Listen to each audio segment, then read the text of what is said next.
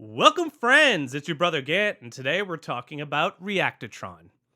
This is an extraordinary debugging tool for React and React Native developers that gives you an event timeline inside your application. It also gives you a tool for modifying and interacting with your app. We use this all the time at Infinite Red. If you're familiar with Reactotron, you're already in love. But if this is your first time seeing it, this outstanding 100% free application is available for you to try today. And the code's available on Infinite Red slash Reactotron. Through this GitHub link, you can look at docs, GIFs, and more. But you'll see all that here inside this video as well. Now, to debug, we need an application to debug. And of course, we're going to use an open source app that we recently released, our Chain React conference app for the conference happening July 10th and 11th of 2017. We have cool features inside this application, like this sundial here that tells you exactly where you are, links to the speakers, as well as clicking into them and seeing more information about the talks. Location and general info is also available with Remind Me, and so you can use this as a baseline application as we're debugging. Of course, yellow boxes. Let's see how we can debug this particular application, which has lots of features that we need to use. Now, as you know, Reactotron is a separate application, so we'll open that up here on the side. And then we need to refresh our application so that you can see the timeline and activity enter into the actual system here on the right side. Now we see a timeline of events, debug, async, storage data, actions. You can see the action information as long as the payload as well. Sagas are presented here, and you can see that there's a put action happening when you open the app, and API responses, which is funny enough because we don't actually have API built into this app. This is an API from Code Push, so you can see Code Push is reaching out, and we collect those events as well. Lastly, you can see a plethora of actions building up at the top of our timeline. Now, if you look at our timeline, that's where we're starting here. We have 3 additional tabs: Redux Subscriptions, Snapshots, and then a final tab, which is going to be for all React Native features. If at any time during this video you forgot something that we did, there's a friendly help tab at the bottom with all the different help that you could possibly need. Now, let's get back to this timeline. You can see that we're starting to build up quite a few actions that are being dispatched here at the top. These dispatch actions are for this clock over on the left side. If we click into an action, we get to inspect it, and we get some additional features as well. We can click here to repeat the action, which is pushing us further down the timeline, or we can click here and edit the actual dispatched action. For example, let's say that our time jumped into the year 2018, and when we dispatch this, you saw for a moment our application actually thought that the time had changed, and then another dispatched action corrected that time. You can press Command D at any time to dispatch an action. The app looks fine, but we're starting to really build up some actions here. As I click through the app, I start to lose all these debug statements in the action noise. So I can actually turn off actions inside my timeline filter. When I click this button here, it gives me a list of all the things that actually happen inside of the timeline, and I can choose turning off actions and then dismissing this dialog, which cleans up our timeline to only pertinent events and helps give us focus. Now let's talk about Redux Subscriptions. If I press Command F, I get the ability to look at my state keys. And I'm looking at location and other items here as I'm clicking through.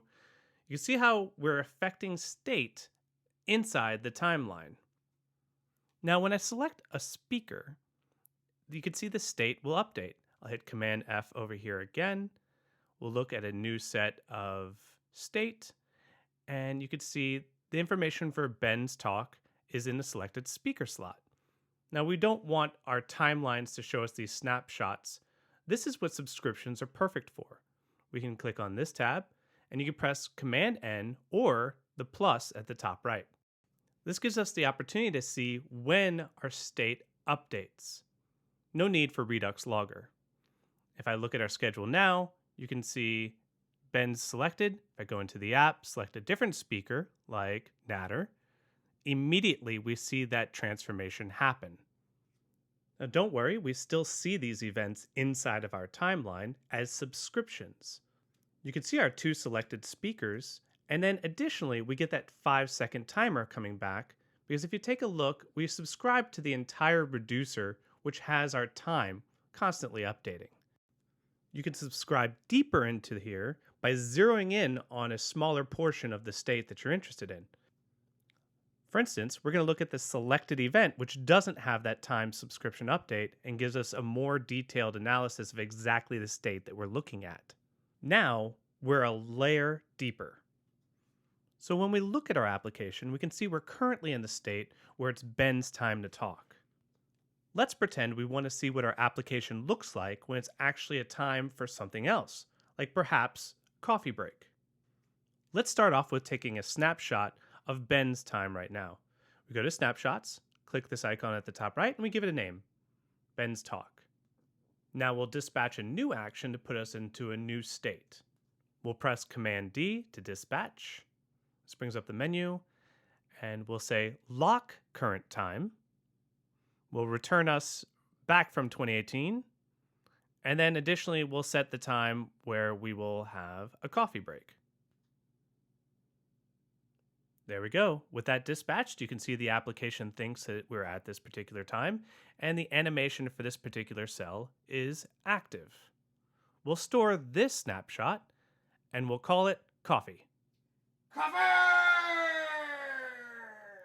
Clicking between these two different snapshots in time allows us to teleport between the two different states, Ben's talking and coffee break. Coffee!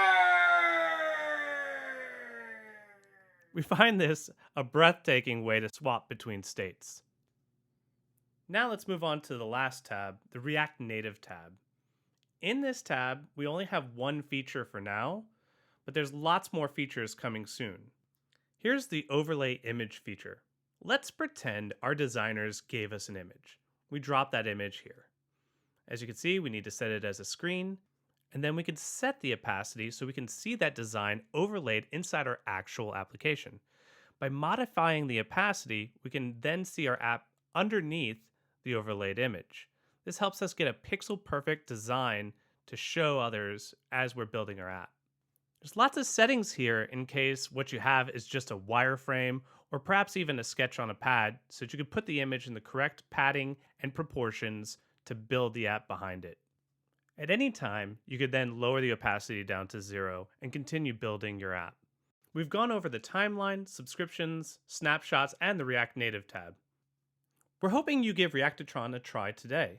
Reactotron was shown without opening a single web debugger. And the app that we used, of course, is our Chain React conference app. Come to the conference, coming up on July 10th and 11th of 2017. And as always, join us at community.infinite.red, where you can ask about Reactotron and chat about all things React Native. This is Gant Laborde with Infinite Red. Stay tuned for more videos.